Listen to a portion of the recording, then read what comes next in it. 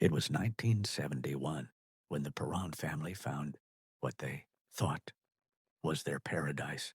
Roger and Carolyn, along with their 5 daughters, pulled up the long, gravel driveway to the old Arnold estate in Harrisville, Rhode Island.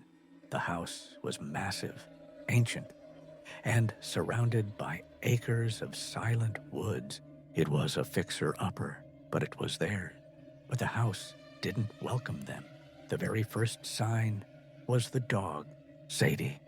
She was a loyal animal who loved the family, but the moment they stepped out of the car, she froze. She stared at the front porch, whining, her tail tucked between her legs. No matter how much they called her, she refused to cross the threshold. That night, Sadie slept outside in the cold, and by morning, she was found dead. That was the first warning. They should have left then. Life inside the house began to rot, slowly at first. Carolyn, the mother, started waking up every single morning at exactly 3:07 a.m. She didn't know why. The house was dead silent, but the air felt heavy, like someone was standing right next to the bed, holding their breath. Then came the bruises. Carolyn would wake up with strange, dark purple marks on her arms and legs. She hadn't bumped into anything. It was as if someone had grabbed her in her sleep. Hard. The children weren't safe either. The youngest daughter, April, found a new friend. She found a vintage music box in the yard. When the melody played, a spinning mirror inside would reveal a reflection. April told her mother she was talking to a boy named Rory. "He's sad," she said, "and he's hiding from the bad lady." The terror escalated with a game the children loved to play, hide and clap.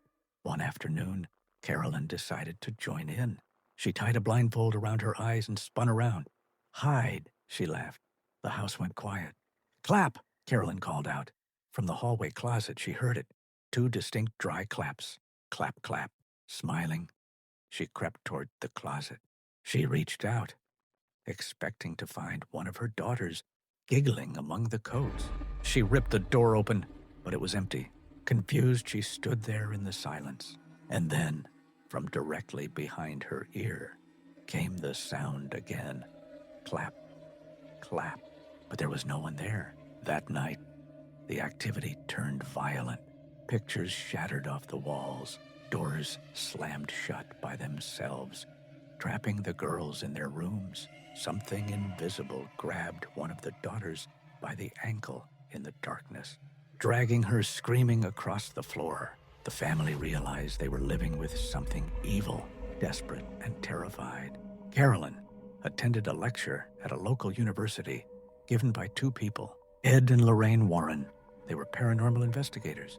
When the Warrens arrived at the farmhouse, Lorraine, a gifted clairvoyant, felt the darkness immediately. She walked into the house and saw what the family couldn't.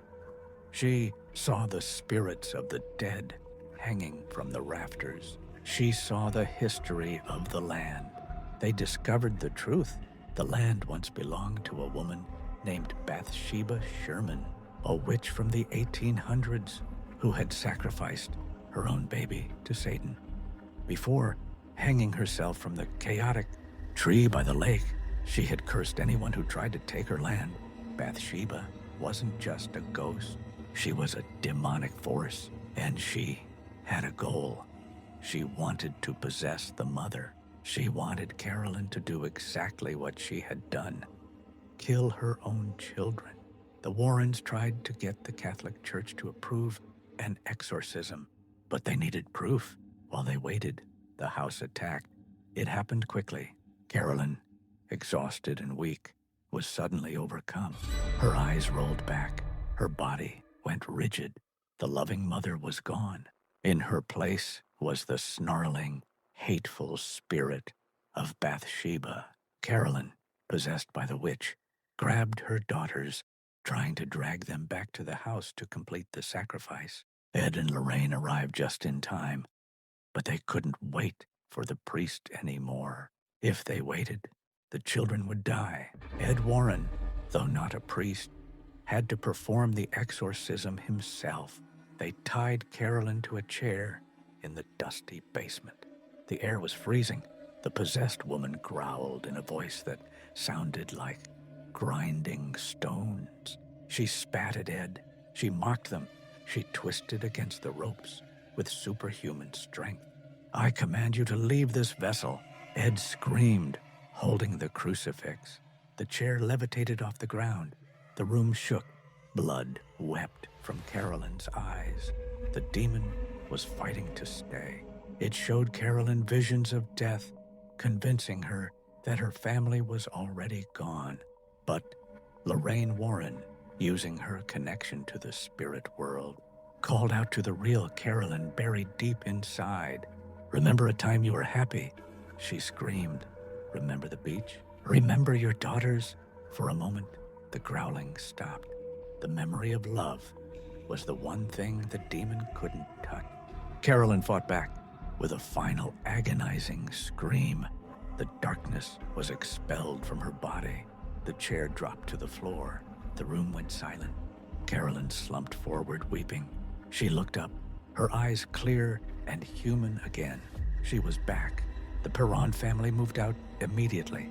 They never returned to the property. The Warrens took the cursed music box and locked it away in their artifact room, adding it to a collection of things that are better left untouched. The family survived, but they learned a lesson that day. Darkness exists, and sometimes, when you turn off the lights, you aren't as alone as you think.